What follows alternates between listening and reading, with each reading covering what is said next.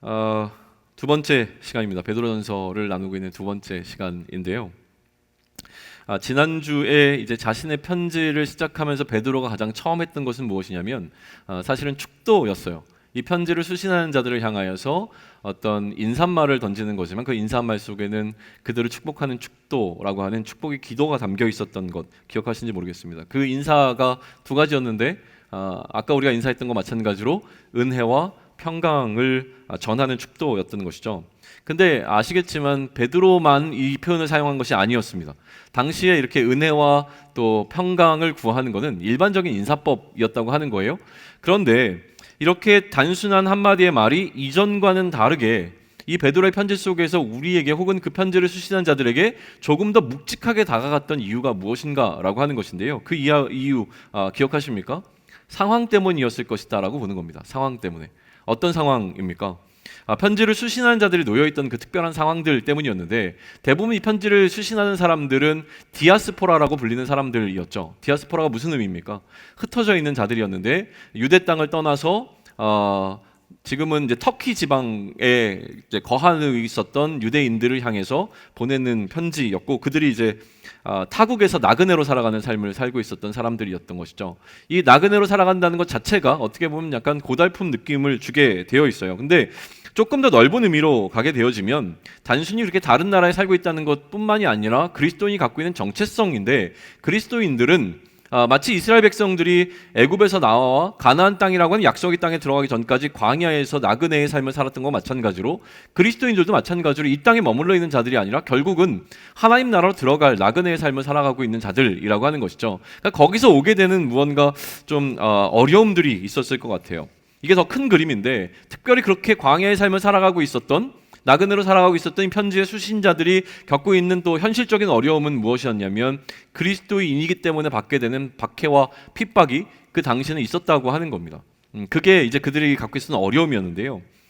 그렇게 어렵게 그리스도인으로 하루하루 살아가던 자들에게 지난 주의 표현으로 따지자면 그렇게 낯선 자로 살아가던 그 사람들, 그래서 내가 이렇게 살아가는 것이 맞나? 너무 힘들다. 오히려 포기하고 세상과 같은 방식으로 살아가면 안 될까라고 하는 마음이 들어오는 어떤 사람들에게 당대의 최고의 사도라고 불리는 당대의 가장 뭐랄까요, 사람들이 의지하고 의존하던 그리스도인의 어떻게 보면 대표라고 불리는 사도 베드로에게서 편지 한 통이 도착한 겁니다. 그러면 때로는 어떤 사람들은 죽음이 임박해 있는 어떤 어려움 가운데서 이 편지를 몰래 열어봤을 거란 말이죠. 열어봤을 때에 그에게 베드로가 쓴 편지가 당도했다고 하는 이 사실은 그 편지 자체만으로도 굉장히 큰 감동과 위안이 됐을 것이 분명해 보입니다. 이번에는요, 편지를 쓰는 베드로의 입장에서 한번 생각을 해보시죠. 예전에 한번 우리 은진자매 그러니까 우리 수련회 때 해줬는데 그 전에 우리 선교팀에서 한번 그 MBTI 검사를 했었거든요. 그때 저의 성향이 뭘로 나왔냐면 저는 약간 이런 성향이래요. 누가 늦게 왔습니다. 예배에 늦었습니다. 늦게 오면 저는 늦게 온 사실에만 집중하는 사람입니다. 왜 늦었는지는 사실 그렇게 관심이 없는 거죠. 늦었다는 사실 자체만 저를 불쾌하게 만듭니다. 그래서 사실 이번 토요일 날 리더 모임이 있었는데 리더들이 많이 불참을 했어요. 그래서 제 마음이 굉장히 불편했습니다. 왜 리더 모임에 불참했는지가 궁금한 것보다 일단 리더 모임에 안 왔다는 사실이 저에게는 더 중요하게 다가오고 그게 저를 불편하게 만드는 게 제 성향이에요. 근데 베드로는 아마 그런 성향이 아니었던 것 같아요. 베드로의 성향은 무엇이냐면 그가 분명히 이 편지를 수신한 자들에게 하고 싶은 이야기가 있었어요. 자기가 먼저 전하고 싶은 이야기가 있었지만 그보다 더 먼저 무엇을 살폈냐면 이 편지를 수신한 자들이 놓여 있었던 이 안타까운 상황을 먼저 기억했던 게 분명합니다. 그래서 베드로는 이들에게 무엇을 얘기하냐면 그들의 마음을 먼저 살피고 있는 게 보이는 거예요. 그래서 오늘 본문은 이렇게 읽힌다라고 하는 거예요. 이 편지를 수신한 자들에게 힘들지? 너의 삶이 너무 힘들지 않니? 나도 그런 삶 살아봐서 아는데 참 힘들더라. 그러니까 이 이야기를 먼저 해주는 것처럼 느낀다는 거예요. 내가 너의 사정을 다 알고 있어. 그렇게 그리스도인으로 살아가는 것이 얼마나 힘든지 나도 그 삶 살아봤기에 참 나도 공감하고 있는 가운데 있어요. 그러니까 우리 힘내자. 그래서 내가 너를 위해서 기도하고 있어. 첫 번째 어떻게 기도한다고 얘기합니까? 하나님께서 너에게 은혜를 베풀어 주셔서 이 어려운 상황 가운데서 너를 건져주시길 위해 내가 기도하고 있다. 이 얘기를 먼저 하는 거죠. 그 다음에 또 뭘 얘기합니까? 그런데 만에 하나라도 하나님께서 은혜를 베풀어 주실 것을 내가 기도하지만 만에 하나 하나님께서 은혜를 베풀어 주지 않아 이 상황을 조금 더 우리가 견뎌내야 되는 상황이라면 상황이 어떠하든지 간에 우리의 마음이 빼앗기지 아니하고 어떻게? 평강 가운데 하나님이 주시는 그 샬롬 가운데 그 평안한 가운데 놓이기를 위해서 내가 또 기도하고 있어 라는 걸로 이 단순해 보이는 축도가 무게감 있게 다가온다라고 하는 것을 지난주에 나눴던 겁니다. 당대 최고의 사도가 보낸 편지라는 거죠. 당대 최고의 사도가 우리에게 그러한 위로가 되어지는 그 몇 마디의 말을 우리에게 던진다면 여러분들의 마음은 좀 어떻게 했습니까? 라는 거예요. 지금 여러분들의 표정을 보면 뭐 별거 아닌 것처럼 이렇게 담담하게 앉아 있습니다. 당대 최고의 사도였다라니까요. 우리 시대로 따지면 셀럽이라고 부르는 사람입니다. 모든 사람들이 알고 있었던 당대 최고의 사도가 우리에게 편지를 쓴 겁니다. 그 편지가 우리 앞에 놓여 있는 거죠. 지난번에 선교를 나갈 때 공항에서 기억하시는 분들 계실 거예요. 우리가 누구를 만났습니다. 비와 김태희를 만났습니다. 저는 이쪽으로 지나가야 되는데 비와 김태희는 이쪽으로 지나가야 했고 그 사람들을 둘러싸고 공간을 만들어주느라고 우리는 길이 막혔던 상황이었습니다. 그런데도 좋은 거죠. 유명한 사람을 보는 거잖아요. 와, 막 사람들이 막 비다 김태희다 막 이러고 막 그런 거잖아요. 사진 찍은 사람들도 우리 가운데 있는 걸로 알고 있습니다. 그런 거죠. 그런데 당대의 최고, 그리스도인 가운데 최고였던 베드로의 편지가 우리 앞에 실제로 놓여 있다면 우리의 가슴은 어떨까를 생각해 보는 게 필요합니다. 여기까지가 지난주였어요. 그러니까 한마디로 지난주를 요약하자면 베드로는 우리에게 내가 너를 위해서 기도하고 있다라고 하는 메시지를 전해준 것이라고 이야기할 수 있습니다. 그리고 오늘인데요. 오늘은 베드로가 우리에게 해주고 싶은 이야기를 이제 세 절만 뽑아냈는데, 그러니까 1절부터 5절까지, 또 특별히 우리가 집중하고자 하는 것은 3절부터 5절까지인데 1절과 2절이 우리에게 내가 너를 위해 기도하고 있어라고 하는 베드로의 마음을 알려준다면 3절부터 5절은 이제 무엇을 이야기하는가인데요. 저는 이 본문을 계속 보면서 이 노래가 떠올랐습니다. 지나간 것은 지나간 대로, 뭐 그런 의미가 있죠. 그 다음에 뭐죠? 함께 노래합시다 라고 지금 초청하잖아요. 그건 것처럼 느껴졌어요. 처음에 오늘 3절을 시작하면서 베드로는 뭐라고 얘기하냐면 마치 우리에게 다 함께 요즘 노래하면 어떨까라는 제안을 하고 있다는 거예요. 하나님을 찬양합시다. 이 시간을 통해서 우리가 노래하면 좋겠다. 하나님을 다 함께 찬양했으면 좋겠다라는 걸로 들린다는 거예요. 역시나 상황입니다. 이게 별것 아닌 것 같지만 우리에게 또다시 무게감 있게 다가오는 이유는 뭐냐면 이렇게 놓여있는 사람들의 상황이라고 하는 것이죠. 지쳐서 완전히 넋을 놓고 있는 어떤 사람들에게 자, 우리 이제 같이 하나님을 노래할까? 라고 얘기한다면 그게 얼마나 마음속에 정말 진실되게 다가올까라고 하는 것이죠. 그런 생각인 거예요. 더 이상 찬양할 이유가 전혀 없는 사람들에게 하나님을 찬양하자라는 이 제안을 했을 때 오히려 지치고 힘들지, 그러니까 내가 너를 위해서 노래 불러줄게, 힘내, 이런 분위기가 아니잖아요. 우리 같이 노래할까? 이거란 말이죠. 그랬을 때 이 편지 수신자들이 받게 되는 어떤 당황스러움을 한번 생각하게 됐던 것 같아요. 어쨌든 간에 오늘 이제 우리가 그걸 살펴보게 될 텐데 왜 이 어려운 상황 가운데서도 베드로는 우리에게 노래하자라고 요청하고 있는가를 살펴보는 게 오늘의 핵심이 되겠죠. 그러니까 지금 고난 가운데 놓여있는 이 편지의 수신자들에게 베드로가 초반부에 던지고 있는 두 가지 핵심적인 이야기는 이겁니다. 내가 널 위해서 기도하고 있어. 그리고 우리가 같이 그 하나님을 노래했으면 좋겠다라고 하는 거예요. 힘들지? 내가 기도하고 있어. 그러니까 힘내. 그런데 여전히 상황은 어렵지만 우리 같이 노래할까? 이런 느낌이란 말이죠. 거기에 대한 여러분들의 반응은 무엇입니까? 오늘은 우리가 이 짧은 세 절이지만 앞으로 뭐 더 계속 풀어나갈 거예요. 그러나 이 세 절을 통해서 이렇게 우리가 노래할 수 없는 상황인데도 불구하고 하나님을 노래해야 하고 하나님께 찬송을 올려드려야 되는 이유를 발견해낼 수 있고 그것을 이야기하는 베드로의 마음과 공감될 수 있다면 오늘 이 시간은 우리에게 굉장히 유익한 시간이 될 겁니다. 그런데 그에 앞서 먼저 주목해보고 싶은 게 하나 있어요. 무엇이냐면 베드로 전서를 제가 지금 처음 접하는 게 아니거든요. 그런데 유독 이번에 베드로 전서를 계속 살피고 묵상하는 가운데 하나님께서 저에게 주시는 마음은 무엇이냐면 신기하게도 베드로의 그 신앙 고백을 자꾸 기억나게 하시는 것 같아요. 그래서 베드로가 어떤 신앙의 고백 가운데서 그의 편지를 쓰고 있는가를 자꾸 생각하게 만드신다라고 하는 것이죠.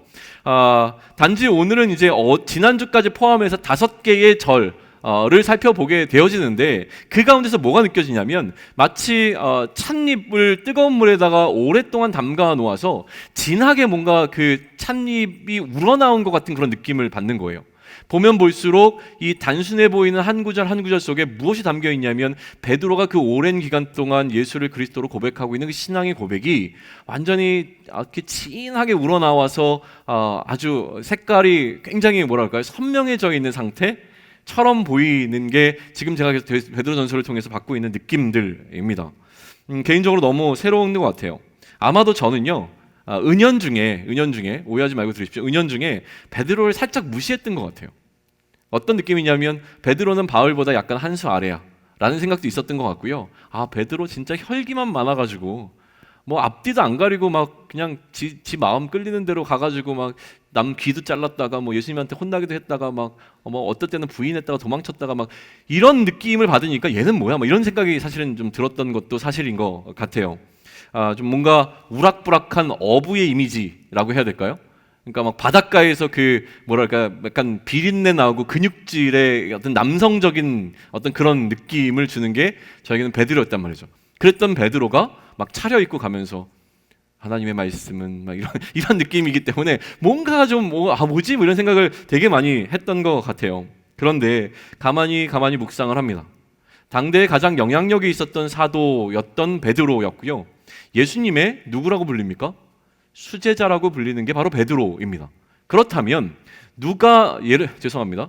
여러분 가운데 저의 수제자가 되고 싶은 사람은 아마 없을 것 같은데 그럼에도 불구하고 누군가가 저 친구는 진짜 박철호 목사님의 완전 수제자지 라고 얘기를 한다면 가장 저와 닮아 있는 사람을 그렇게 얘기할 겁니다. 저의 생각과 제가 얘기했던 것과 제가 강조했던 것들을 그대로 따라가려고 하고 저의 모습을 가장 비슷하게 닮아 있는 어떤 사람들을 수제자라고 부르게 될 거예요. 마찬가지로 베드로를 수제자로 부른다면 우리는 베드로에게서 무엇을 느낄 수 있겠습니까? 예수님의 그 진한 향기를 느낄 수 있는, 가장 진하게 느낄 수 있는 사람이 아마도 베드로였을 거란 말이죠. 그러니까 그런 의미에서 우리는 베드로를 바라봐야 하는 겁니다. 베드로가 갖고 있었던 대표성이라고 하는 게 있었어요. 베드로는 그의 신앙의 고백, 지난번에 우리가 살펴봤던 그 베드로의 신앙의 고백도 중요하지만 오순절 사건이라고 하는 본격적으로 사도들이 예수님의 증인으로 활동하고자 하는 그 오순절 사건, 사도행전 2장에 나오는 그 사건이 있고 난 이후에 이 사건을 설명할 때 베드로가 가장 앞서 섭니다.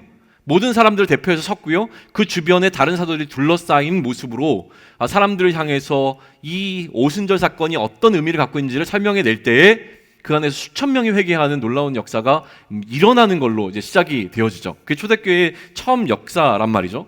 그러니까 예수님께서 가장 사랑하셨던 제자는 요한의 표현에 의하면 자기 자신 요한이었습니다. 그런데 그럼에도 불구하고 예수님을 가장 닮았고 예수님을 가장 잘 따르면서 예수님이 가장 귀하게 여겼던 그 제자는 베드로였을 거라고 하는 것을 예상해 보는 것은 어렵지 않습니다. 인물에 대한 다큐 프로그램 같은 거를 보게 되면요, 그 인물이 이미 죽었기 때문에 이 다큐를 찍는 사람들이 찾아가는 사람들은 누구냐면 그 인물의 어떤 후손들을 찾아가서 그 사람이 혹은 아버지가 할아버지가 어떤 분이었는지, 그 할아버지에 대해서 어떤 식으로 전달받았는지 뭐 이런 것들을 이제 듣는 프로그램들이 주로 있단 말이죠.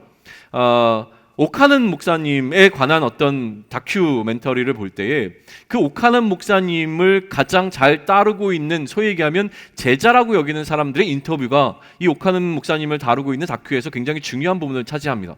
그러니 예수 그리스도에 관한 이야기를 할 때 지금 중요한 사람은 누구냐면 베드로라고 하는 거예요. 그러니까 우리는 이제 굉장한 궁금증을 가져야 됩니다. 예수님과 늘 함께했던 제자, 12명의 제자들이 늘 예수님과 함께 했던 것이 아니라요, 그 가운데서 예수님께서는 특별히 몇 사람을 뽑아서 다니신 적도 있었는데 그때마다 항상 예수님의 곁을 지켰던 사람이 바로 베드로란 말이에요. 어떻게 보면 한시도 예수님 곁을 떠나지 않았던 그 한 사람의 제자가 그의 일평생을 통해서 그가 기억하는 예수님이 누구이신가라고 하는 것이 갑자기 너무 궁금해졌습니다. 베드로에게 예수님은 어떠한 분일까? 왜냐하면 가장 가까운 데서 예수님과 함께 했던 이 베드로가 느꼈던 그 예수님, 가장 가까운 데서 예수님의 채취를 느꼈고 가장 가까운 데서 예수님의 인간적인 모습도 보았던 그 베드로가 고백하는 예수님은 누구일까가 갑자기 저에게 너무너무 궁금해지기 시작했습니다. 그래서 오늘 우리는 우리에게 찬양하자고 말하는 찬양의 대상인 이 하나님을 설명할 때 베드로가 어떻게 이야기를 하고 있는지, 그가 경험했던 예수님에 대한 경험이 어떻게 이 찬양하자라는 제안 속에 묻어 있는지를 살펴보고자 하는 거예요. 그러니까 먼저 베드로에게 하나님은 누구이신가라는 질문을 던질 수 있는 거죠. 찬양의 대상이 하나님이니까 그럼 베드로에게 하나님은 누군가를 우리는 물어야 되는데, 그럼에도 불구하고 눈에 들어오는 게 하나 있는데 그것이 무엇이냐면, 베드로는 하나님을 설명할 때 누구라고 설명하냐면 예수 그리스도의 아버지라고 설명하고 있는 게 눈에 들어온다는 거예요. 하나님은 여러 가지로 설명해낼 수 있는 분입니다. 창조주라고도 설명할 수 있어요. 그런데 지금 베드로는 하나님을 어떻게 설명하고 있습니까? 예수 그리스도의 아버지로서의 하나님을 이야기하고 있다는 거예요. 이거 굉장히 큰 의미가 있는 것처럼 느껴지지 않습니까? 제가 어렸을 때요, 제가 누나가 유일하게 누나 한 명 있는데, 교회에서 우리 누나는 완전 모범생이었어요. 그러니까 교회가 이렇게 크지 않은 교회였는데 모든 교회 사람들이 우리 누나는 다 알고 있었어요. 똘똘하고 뭐 성경도 많이 알고, 그러니까 뭐 그냥 그림 그려지는 그런 모범생인 거예요. 공부도 잘하고 뭐 피아노도 잘 치고 그냥 뭐 사랑받는 그런 자매였던 거죠. 그러니까 교회에서 저희 누나 이름이 은진인데, 은진이는 사람들이 다 알고 있었어요. 근데 저는 알았겠습니까? 잘 몰랐죠. 근데 저도 유명해졌습니다. 어떻게 유명해졌겠습니까? 은진이 동생으로. 그러니까 누나면 저는 저의 이름과 저의 정체성은 사라집니다. 그냥 쟤는 은진이 동생이야. 쟤 누구야? 그러면 쟤 은진이 동생이라. 이거예요. 저에게는 관심이 없어요. 저에게 중요한 것은 은진이 동생이라고 하는 것만 중요합니다. 이런 거예요. 그러니까 지금 베드로가 하나님을 인식하는 방식이 바뀌어 있는 거죠. 예전에는 유대인들은 하나님만 바라봤습니다. 그런데 이거는 상상할 수 없는 일이 일어났는데, 신약 시대를 살아가는 이 그리스도인들에게는 하나님을 인식할 때 그 하나님이 예수 그리스도의 아버지라는 사실로 인식하기 시작하게 된 겁니다. 그러니까 여기에는 굉장한 의미가 있는 거예요. 무엇이 중심성을 갖고 있습니까? 예수 그리스도가 그들의 이해와 그들의 삶의 중심에 놓여있기 때문에 예수 그리스도를 통해서 하나님을 보고 예수 그리스도를 통해서 세상을 바라보는 것이 가능해졌다라는 이야기를 지금 하고 있는 겁니다. 그러니 하나님의 여러 역할 가운데 강조되는 것은 예수 그리스도의 아버지로서의 하나님을 이제 우리는 찬양해야 된다, 이 얘기를 하고 있는 거예요. 예수 그리스도의 아버지로서의 하나님을 우리가 노래하자라는 권면이 되는 것이죠. 여기에는요, 예수님께서 하나님의 아들이시라고 하는 신앙의 고백 또한 담겨 있습니다. 이거는 당대에 굉장히 중요한 이슈였다고 하는 것을 여러 번 말씀드렸어요. 하나님의 아들이 올 것인데 그 하나님의 아들이 누구인가라고 하는 것인데, 거기에 대한 베드로의 고백이 바로 예수님이 하나님의 아들이시다라고 하는 것이죠. 이것은 어떻게 보면 목숨을 건 고백이었습니다. 왜 그러냐면, 왜 이것이 목숨을 건 고백이냐면, 예수님께서 자신을 하나님의 아들로 인정했을 때 참람하다, 어떻게 네가 자신을 하나님의 아들이라고 이야기할 수 있느냐, 쟤를 십자가에 못 박아 죽여라 라고 하면서 예수님이 십자가에 달리신 그 제목이 바로 자신이 하나님의 아들이라고 주장했던 것 때문이거든요. 그러면 지금 베드로가 무엇을 고백합니까? 예수님이 하나님의 아들이십니다라고 하는 이 고백을 한다는 것은 목숨 걸고 하는 고백입니다. 우리가 지금 그리스도인으로 신앙생활을 하면서, 여러분들이 낯선 자로 이 세상을 살아가면서 얼마나 여러분들 신앙의 위협을 받으신 적이 있습니까? 신앙 때문에 여러분들의 목숨을 위협받은 적이 있을까라고 하는 거예요. 우리는 사실 쉽지 않습니다. 우리의 신앙 고백과 우리의 목숨은 사실 별개의 문제예요. 고백해도 안 죽고 고백 안 해도 안 죽습니다. 그게 우리의 놓여있는 삶의 정황이라는 거예요. 저에게 그러한 위협이 있었는가라고 묻는다면 딱 한 차례 있었습니다. 딱 한 차례. 제가 생명의 위협을 느꼈던 적이 있었어요.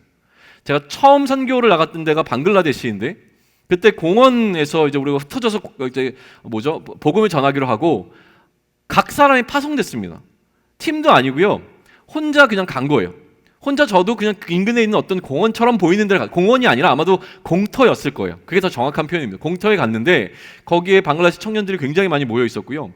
제가 가니까 뭔가 영어를 좀 하고 싶어하는 한 청년이 제 옆에 붙었습니다. 그래서 이 청년하고 같이 영어로 좀 이야기하고 있으면서 공원을 돌아다니기 시작했는데, 우리 둘이 돌아다니니까 막 사람들이 모이기 시작했어요. 근데 그때 제가 그냥 처음에는 뭐 이런저런 이야기 나누다가 갑자기 이제 복음을 전해야 되겠다. 그래서 주머니 속에는 뭐가 있었냐면 사형리가 들어있어요. 이거 만지작 거리면서 복음을 전해야 되겠는데 약간 이제 무서운 생각도 있고 물어봤어요. 이 친구에게, 만약에 내가 여기서 예수님에 관한 이야기를 하게 되면 그러면 이 친구한테 먼저 물어본 거예요. 그러니까 영어를 좀 할 줄 아는 이 친구에게 사형리를 보내주면서 내가 이런 거를 좀 이렇게 사람들하고 나누고 싶은데 이거를 하게 되면 어떻게 될까라는 거를 물어봤더니 이 친구가 저에게 해줬던 이야기가 굉장히 인상적입니다. 그거 하다가 칼 맞을 수 있어. 누가 지나가다 그러면서 저에게 그려진 그림은 뭐냐면, 영화를 하도 많이 봐서 이렇게 감옥 같은 데 가면 누가 지나가다가 쓱 찔르고 죄송합니다 이런 표현 써서 그냥 그런 거 있잖아요. 그러니까 공원에서 제가 이렇게 복음을 전하고 있으면 굉장히 극단적인 이슬람파에 속한 사람이 저를 칼로 찔릴 수도 있다. 이 얘기를 하는 순간 제 마음속에 평안함이 찾아왔을까요? 걱정이 들어오죠. 그럼에도 불구하고 저는 담대하게 공원에서 복음을 전파하고 살아남았습니다라고 얘기하면 얼마나 좋겠습니까? 무서워서 콜라 하나 사가지고 도망쳤습니다. 그랬던 기억이 있어요. 진짜 겁나잖아요. 어떻게 될지 모르는 상황이고 영어가 잘 되는 것도 아니었고 뭐 그랬습니다. 핍박과 환난 때문에 예수님이 하나님의 아들이라는 사실을 고백하기를 두려워했던 그 디아스포라 유대인들을 향하여서 지금 베드로는 무슨 말을 하고 있냐면, 예수님은 하나님의 아들이 맞으셔라는 이야기를 다시 한번 그들에게 해주고 있는 장면으로 우리는 볼 수 있다는 거예요. 그러면 내 마음에 갈등이 있고 예수님이 정말 하나님의 아들이 맞나? 라는 고민이 들어왔던 어떤 사람들에게 최고의 사도가 보낸 그 편지 가운데 나 역시 예수님을 하나님의 아들로 인정하고 있다라고 하는 이야기, 자신의 목숨을 내걸고 하는 이 신앙의 고백이 그들에게 어떠한 영향을 미쳤을지를 생각해 보는 것도 우리는 중요하다고 생각을 합니다. 그리고 예수님을 뭐라고 부릅니까? 그리스도라고 부르고 있어요. 그리스도인들에게 중요한 신앙의 고백의 또 다른 핵심은 예수님을 하나님의 아들로 인정하는 것뿐만이 아니라 예수님을 그리스도로 인정하는 겁니다. 여기에 대해서는 여러 번 제가 얘기했고 이제까지 지나치게 우리 공동체에서 강조했던 부분이 예수가 그리스도라고 하는 사실입니다. 저는요, 제가 여기서 언제까지 사역할지는 모르지만 제가 여러분들이 저를 기억했을 때 박철원 목사님은 어떤 사람이었어요? 기억할 때 그냥 예수가 그리스도라는 것만 이야기했던 사람이다 라고 기억해 주시면 좋겠어요. 강요하는 겁니다. 다른 걸로 기억하지 마시고요, 예수가 그리스도라고 하는 사실만을 우리에게 알려주기 위해서 애썼던 사람이라고 기억돼도 저는 충분하다고 믿습니다. 그게 핵심입니다. 예수가 그리스도라고 하는 사실을 인정하는 것과 실제로 우리 삶에서 예수가 그리스도로서 우리의 삶을 다스려 주시는 것이 가능해지는 삶을 살도록 여러분을 돕는 것, 그게 저에게 중요해진 사명이라고 생각을 합니다. 그리고 마지막으로 또 하나 보여주는 게 뭐냐면 주라는 고백입니다. 베드로는 예수 그리스도를 주로 고백하고 있는데요, 굉장히 중요한 부분이라고 생각을 합니다. 우리에게 주인이 누구이고 나는 누구의 종인가라고 하는 인식의 전환점인 거죠. 죄와 사망의 종노릇하는 것이 아니라 우리의 주인이 예수 그리스도라고 하는 사실을 인정해낼 수 있다는 것은 굉장히 중요한 부분이에요. 그러니 우리도 생각해야 됩니다. 우리의 인생 가운데 누가 나의 주인이십니까? 예수 그리스도가 주인이라고 우리는 당당하게 얘기할 수 있는가에서부터 시작해서 실제로 예수 그리스도가 나의 주인이라고 고백하는 자들 가운데 그러면 진짜로 그 예수 그리스도를 나의 주인의 자리에 얹혀놓고 우리는 삶을 살아내고 있는가를 반성해 볼 필요가 있다고 하는 것이죠. 이게 참 어렵습니다. 종이라고 하는 것은 어디엔가 매여 있는 자들이죠. 그러면 우리는 예수 그리스도에게 매여 있어야 되는데 사실 우리가 매여 있는 것은 예수 그리스도가 아니라 다른 것일 경우가 훨씬 많습니다. 돈에 매여 있기도 하고요, 명예에 매여 있기도 하고요, 또 어떤 거에 매여 있습니까? 이성에 매여 있을 수도 있고요, 또 뭐가 있을까요? 인정받고자 하는 그 욕구에 매여 있을 수도 있고, 이런 매여 있는 모든 것들을 가리켜서 전부 다 우상이라고 합니다. 그러니까 우상이 우리의 주인의 자리에서 우리를 사로잡고 있는 것이죠. 여기로부터 벗어날 수 있어라고 생각을 하지만 참 안 되는 것이 우리의 종된 모습입니다. 중독의 문제가 다 그렇습니다. 중독의 문제는 언제든지 내가 이것보다 더 내가 컨트롤하고 있다고 생각하지만 컨트롤이 안 되는 게 전부 다 중독의 문제잖아요. 담배의 문제도 끊었으면 참 좋겠는데 안 끊어지잖아요. 그러니까 이게 사실은 중독의 문제는 여기에 우리가 끌려 있는 거예요. 내가 만약 컨트롤할 수 있다면 그건 중독의 문제가 아닙니다. 그런 거예요. 그러니까 그런 부분들을 우리가 고민하고 인정해야 되는데 저에게도 이제 끊을 수 없는 중독의 문제를 참 많이 있습니다. 그런 것들을 늘 고민하고 나아갈 필요가 있는 것이죠. 그러니 예수 그리스도가 우리의 진짜 주인이 되어주신다면 이런 것들로부터 자유할 수 있게 되어지는 것이 우리가 추구해야 될 삶의 목적이 되어지는 겁니다. 그리고 난 다음에 마지막으로 이 베드로의 신앙의 고백 가운데서 하나 이제 제 눈을 사로잡는 건 무엇이냐면 우리라고 하는 표현이에요. 우리 주 예수 그리스도. 우리라는 표현은 뭐냐면 편지를 보내는 자와 편지를 수신하는 자가 공통된 신앙의 고백을 갖고 있다는 거예요. 그러니까 베드로뿐만이 아니라 지금 이 인생을 살아가고 있는 편지의 수신자들 모두가 같은 이러한 신앙의 고백을 갖고 있다는 것이죠. 그러면 베드로 전서가 누구 앞에 놓여 있습니까? 우리 앞에 놓여 있습니다. 그러니 이제 궁금한 거예요. 베드로가 갖고 있는 이 신앙의 고백이 우리에게도 있습니까? 우리에게 있어야 베드로가 얘기하는 우리라는 표현이 진짜 우리의 표현이 되는 거잖아요. 그런데 베드로와 다른 신앙의 고백을 갖고 있는 우리들이라면 우리가 아니라 그의 신앙의 고백이고 너희의 신앙의 고백이 또 되겠죠. 그러니까 그런 개념으로 우리는 좀 볼 필요가 있는 것 같아요. 조금은 다른 이야기지만 갑자기 궁금해졌습니다. 우리 공동체가 과연 같은 신앙의 고백을 하고 있는 공동체가 맞을까? 라는 생각이 문득 들어왔어요. 근데 한 번도 제가 이런 부분에서 다룬 적은 없는 것 같아서 여름까지 제가 잘리지 않는다면 여름 수련회 때 이 이야기를 좀 나누면 좋겠습니다. 두 가지를 수련회 때 좀 하고 싶은데, 하나는 사도신경과 주기도문을 한번 다뤄야 될 필요가 있겠다라는 생각이 들었어요. 사도신경은 역사성을 갖고 있는 신앙의 고백이에요. 그러니까 오랜 시간 동안 초대 그리스도인들부터 시작해서 중세를 거쳐오는 그 많은 시간들 속에서 이게 공통적으로 모든 그리스도인들이라면 고백해야 되는 신앙의 고백으로 삼은 게 사도신경입니다. 그러니까 이런 부분들에 대한 이야기를 좀 나누면서 우리의 신앙을 같이 하나로 우리라고 하는 틀로 묶을 필요성들이 있어서 한번 기회가 되면 나누면 좋겠습니다. 베드로는요, 지금 이처럼 그가 고백하고 있는 이러한 하나님을 찬송하라, 노래하라라고 오늘 우리에게 제안하고 있는 것이죠. 이제 그 이유를 두 가지로 설명하는데 남은 시간이 얼마 없지만 최대한 빨리 이 두 가지를 하나씩 좀 살펴보겠습니다. 첫 번째 찬송의 이유는 무엇이냐면 산소망이 있게 하시며 유업을 있게 하신다라고 하는 거예요. 우리 3절과 4절 다시 한번 좀 같이 읽으면 좋겠습니다. 3절과 4절 찾으셨습니까? 우리 함께 있습니다. 시작. 우리 주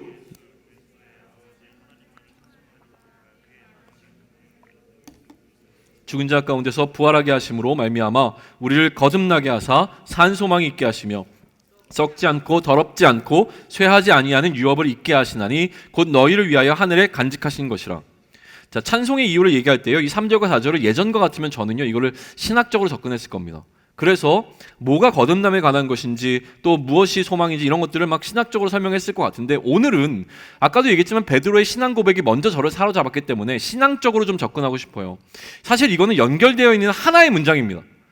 그러니까 하나의 문장 속에 담겨있는 이 내용을 이해해야 되는데 거꾸로 가는 게 훨씬 더 유익이 됩니다. 우리를 위해서 하늘에 간직한 것이 있는데 하늘에 간직하고 있는 것이 무엇이냐면 썩지 않게 되어지는 유업이라고 하는 거예요. 그 유업이 우리에게 소망이 되어진다고 얘기합니다. 이처럼 썩지 않을 유업을 우리가 소망으로 품게 된 이유가 있는데 그것은 무엇이냐면 우리를 거듭나게 하셨기 때문인 것이죠. 우리가 거듭난 이유는 예수님께서 죽음 가운데서 부활하셨기 때문에 우리가 거듭났다. 이 표현을 지금 베드로가 한 문장 속에서 다 하고 있는 거예요. 이거를 베드로의 입장에서 한번 살펴보면 좋을 것 같아요. 베드로는 어떤 사람이었습니까? 굉장히 탁월한 제자였습니다. 열정이 있는 제자였는데 나중에는 예수님을 부인하지 않습니까? 이게 베드로란 말이에요. 그리고 베드로는 어떻게 했냐면 부인한 것뿐만이 아니라 마가의 표현에 의하면 도망쳤습니다. 십자가상에 같이 있지 않았고요. 도망친 게 바로 베드로라는 거예요. 그리고 나중에 요한복음에 따르면 빈 무덤을 확인하러 갔던 것도 베드로였습니다. 그런데 거기서 아무것도 하지 못하고 다시 또 그가 머무는 곳으로 도망갔던 것이 베드로였다는 거예요. 그런데 예수님을 부인하고 예수님의 십자가에서 도망쳤던 베드로 앞에 누가 나타났습니까? 예수님이 오셨어요. 부활하신 예수님이 찾아오셨단 말이에요. 이때 베드로가 느끼는 마음이 어땠는가라는 것이죠. 그러고 난 다음에 예수님께서 막 그 자신의 부활한 것을 보여줬을 때 베드로는 제가 느꼈을 때는 약간 쭈뼛쭈뼛했던 것 같아요. 왜냐하면 그렇게 부활하신 예수님을 만났잖아요. 만약에 여러분들이 부활하신 예수님을 만나면 여러분들의 인생이 어떻게 변하겠습니까? 완전히 뒤바뀌어야 되는 게 맞잖아요. 오늘 내가 죽음을 목도했던 어떤 사람이 하나님의 능력으로 다시 살아난 것을 우리가 만약에 실제로 우리 눈으로 목도했다고 한번 생각해 보세요. 그러면 우리 인생이 어떻게 변하겠냐는 거예요. 우리의 믿음이 안 생길 수가 없습니다. 그런데 베드로의 행동은 참 묘합니다. 요한복음의 그 다음 장면을 보게 되면 베드로는 뭐 하냐면 그의 그 동료 제자들과 같이 있다가 이런 얘기를 해요. 나는 고기 잡으러 갈래, 낚시하러 갈래, 이 얘기하거든요. 깜짝 놀랄 만한 일이에요. 예수님, 다시 살아나신 예수님을 만났잖아요. 그러면 그의 인생이 변해서 이제는 내가 부활하신 예수님을 증거하는 삶을 살아야지라는 결단을 해야 되는데 베드로는 뭐 하고 있어요? 나 이제 좀 고기나 잡으러 갔다 올게, 이 얘기를 한단 말이에요. 그랬더니 그 곁에 있었던 제자들이 뭐라고 해요? 같이 가자. 나는 이게 이해가 안 됐어요. 요한복음 20장에서 21장으로 넘어갈 때요, 제자들이 이게 이해가 안 되는 거예요.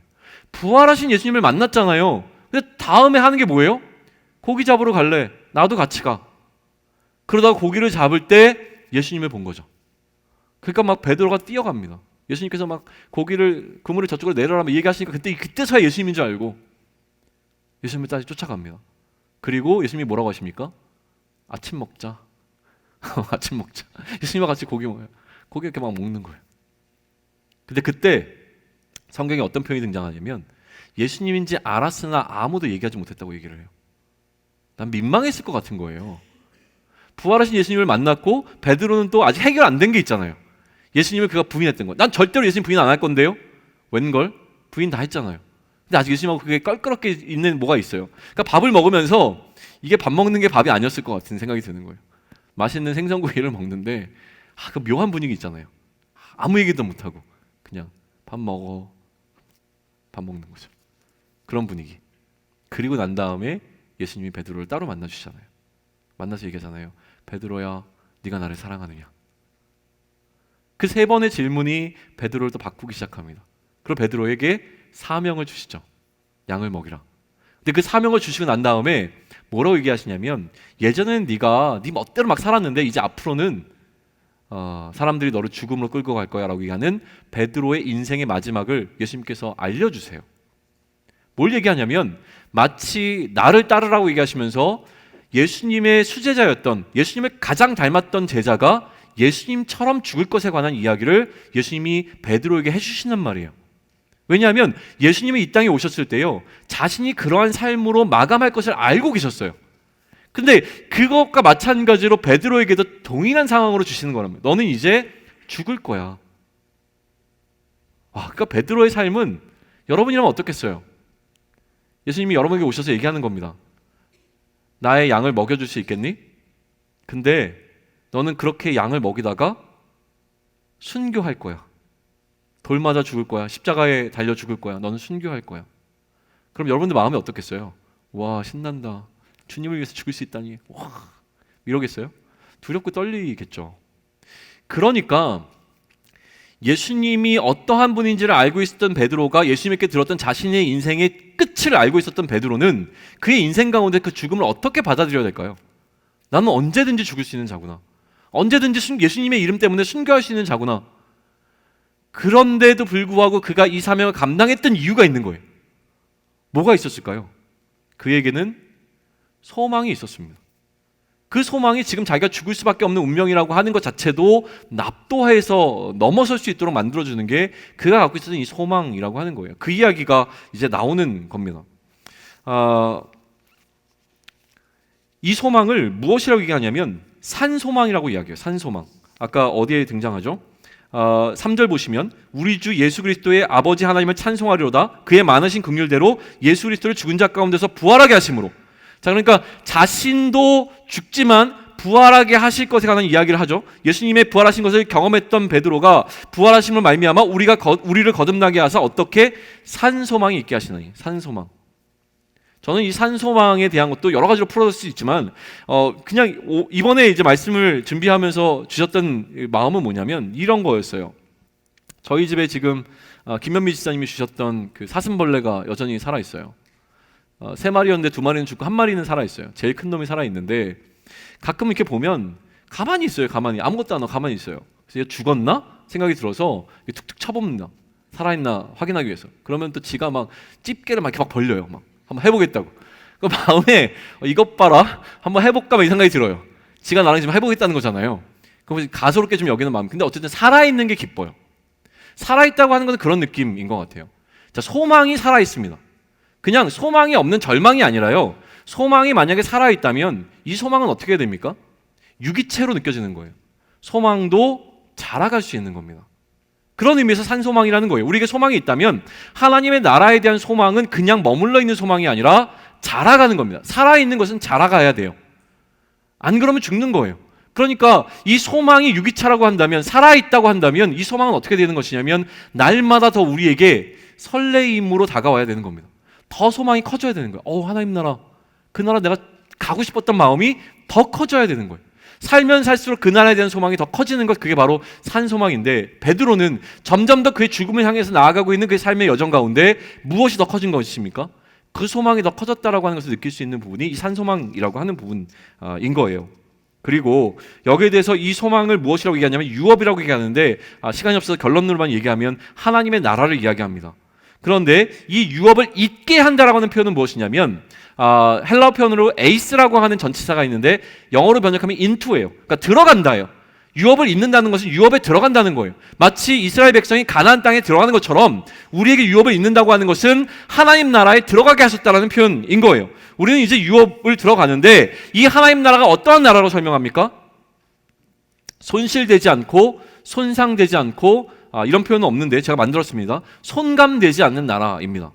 왜냐하면 이게 헬라어 표현으로 세 가지가 등장하는데 아프다루톤, 아미안톤, 아마란토스라고 하는 세 단어를 통해서 이 언어적으로 베드로가 이걸 표현을 하는데 이건 무슨 얘기냐면 이 유업은 썩어서 손실되지 않고 더럽혀져서 손상되지 않고 악해져서 손감되지 않는 나라가 하나님 나라이고 그게 바로 우리가 받을 유업이다라는 설명을 하고 있는 거예요. 한 학자가 이걸 굉장히 멋있게 표현했는데 그 표현을 여러분에게 들려드립니다. 유업은 사망에 의해 접촉되지 않고 악에 의해 얼룩지지 않고 시간에 의해 손상되지 않는다. 하나님의 나라로 바꿔서 읽어보겠습니다. 하나님의 나라는 죽음에 의해 접촉되지 않고요, 악에 의해서 얼룩지지 않는 것이 하나님의 나라입니다. 그리고 시간에 의해서 손상되지 않는 영원한 나라가 바로 하나님의 나라라는 설명을 하고 있는 거예요. 무엇과 비교해서 설명하는 겁니까? 이 세상과 비교해서 설명하고 있다라고 하는 거예요. 그런데 이 하나님의 나라를 그 다음에 베드로는 뭐라고 표현하냐면 간직되어진 것으로 표현합니다. 하나님 안에서 하늘에 간직되어진 것이 바로 우리가 받을 유업이라는 설명을 하고 있는 거예요. 자, 우리가 받아야 되는 이 선물과 같은 유업을, 우리에게 주어질 선물처럼 주어질 이 하나님의 나라를 어디에 보관하면 가장 안전하겠습니까? 하늘에 예수 그리스도와 함께 감춰진 상태로 표현될 때 이것이 가장 안전하게 있다라고 하는 거예요. 그러니 이처럼 어떤 것도, 사망도 또한 죄악도 혹은 시간조차도 건드릴 수 없는 이 하나님의 나라가 하나님 안에 안전하게 보관되어 있기에 이 소망은 여전히 유효한 소망이 되어지는 겁니다. 그러니까 베드로는 이 소망을 갖고 살아간 것이고요, 이 소망을 노래해야 된다고 이야기를 하는 겁니다. 이 소망을 하나님을 찬양해야 되는 이제 두 번째 이유가 5절에 등장하는데 우리 5절 같이 읽습니다. 시작. 너희는 말세에 나타내기로 예비하신 구원을 얻기 위하여 믿음으로 말미암아 하나님의 능력으로 보호하심을 받았느니라. 우리를 보호하시기 때문에 노래해야 된다고 이야기합니다. 예비하신 구원을 얻도록 보호하시는 보호하심에 관해서 노래해야 된다는 얘기하는 거예요. 무엇이냐면 우리가 지금 소망으로 품는 하나님의 나라가 우리가 실제로 들어갈 수 있는 나라가 되도록 그날까지 우리를 보호해 주시는 이 하나님의 보호하심을 우리는 찬양해야 된다라는 이야기를 하고 있는 겁니다. 어떻게요? 믿음으로 말미암아 이 일이 가능해진 겁니다. 믿음이라고 하는 것은 예수를 그리스도로 믿는 믿음이라고 이야기했습니다. 예수를 그리스도로 믿는 믿음이 있을 때에 하나님의 능력으로 보호하심을 받는다라고 하는 이 설명은요, 이후에 더 자세하게 나오기 때문에 제가 오늘은 그냥 간략하게 넘어갑니다. 그런데 이 하나님의 능력은 이후에 구체적으로 베드로가 설명할 때 무엇으로 나타나냐면 성령이 하나님의 능력이라고 설명이 되어져요. 그런데 오늘은 우리가 뒷부분을 살펴보지 않았기 때문에 지금까지 우리가 살펴본 1절부터 5절까지 무려 5절이나 살펴보지 않았습니까? 이 5절 가운데서 베드로가 얘기하고 있는 하나님의 능력, 우리를 이 하나님의 나라를 소유할 수 있도록 끝까지 보호해주는 이 하나님의 능력이 무엇인가 라고 하는 것을 오늘은 우리가 살펴본 5절 가운데서 찾는다면 저는 이렇게 볼 수 있을 것 같습니다. 지금 이 5절 가운데 나타난 하나님의 능력은 무엇이냐면 예수 그리스도를 죽음 가운데서 부활시킨 능력이 바로 하나님의 능력입니다.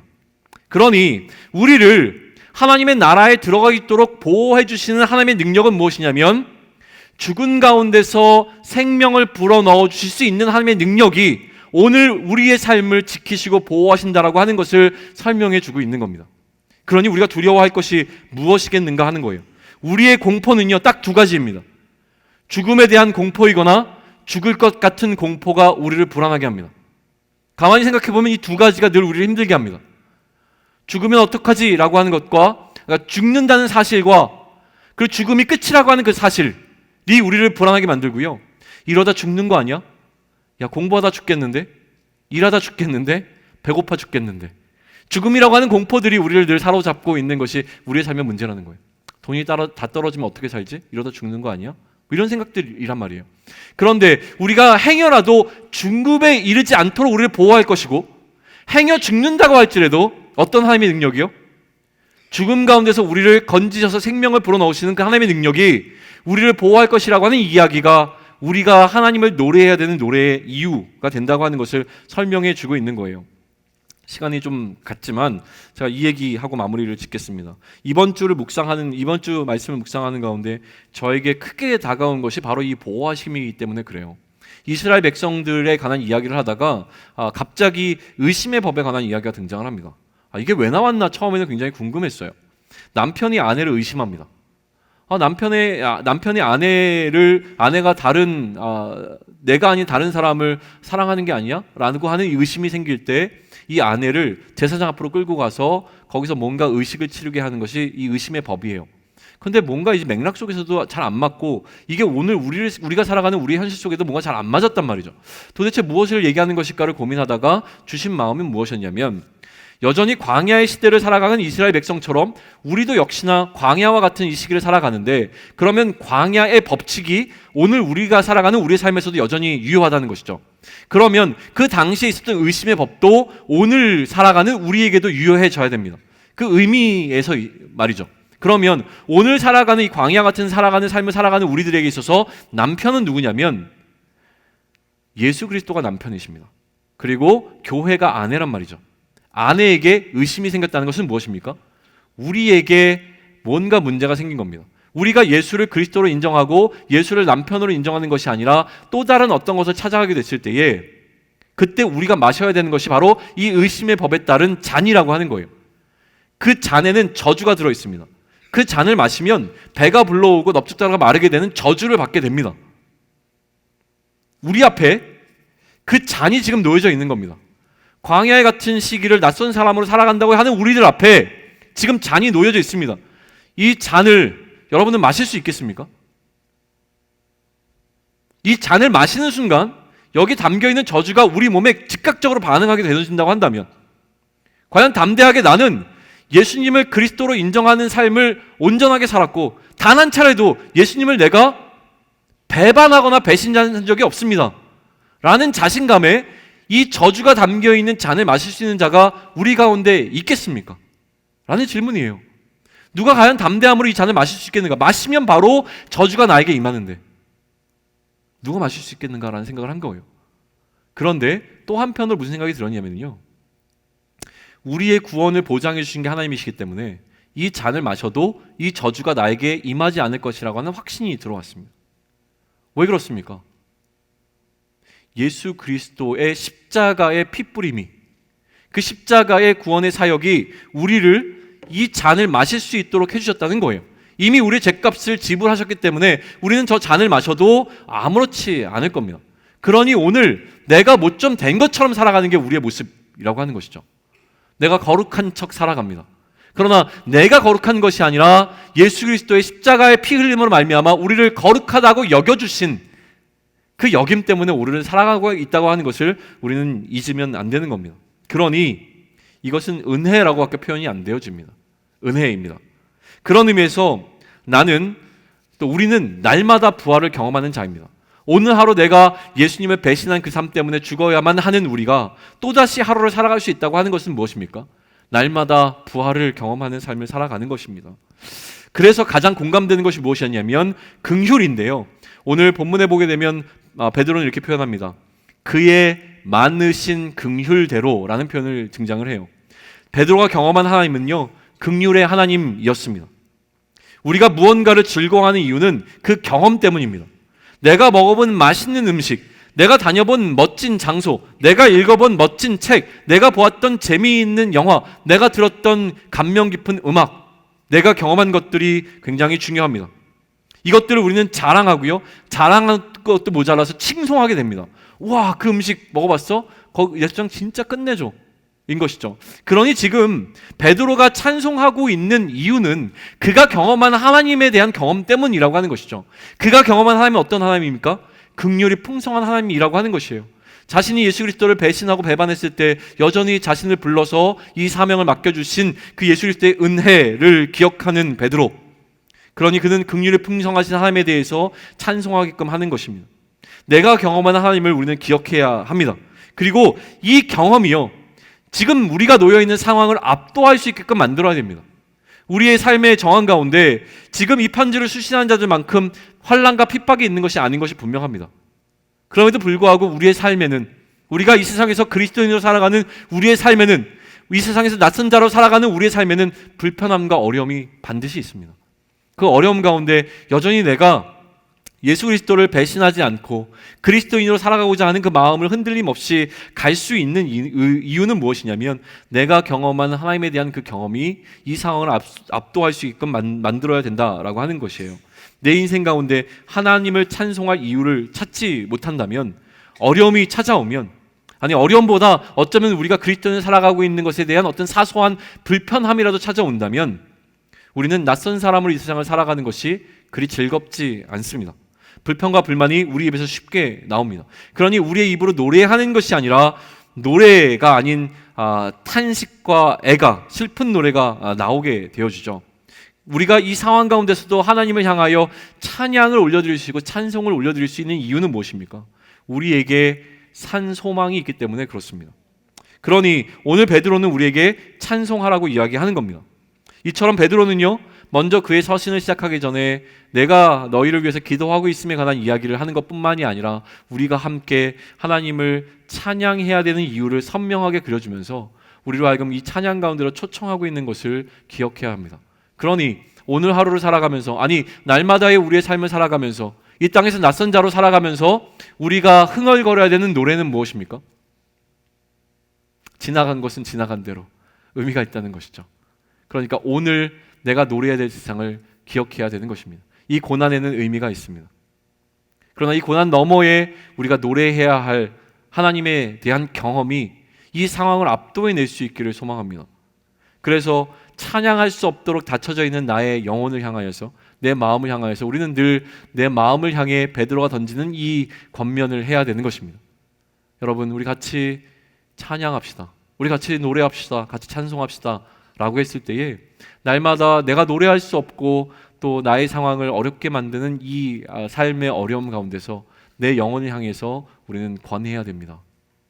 내 영혼아, 하나님을 찬양하자. 어떤 상황 가운데서 내 영혼아, 내 마음을 뺏기지 않고 하나님을 노래하자.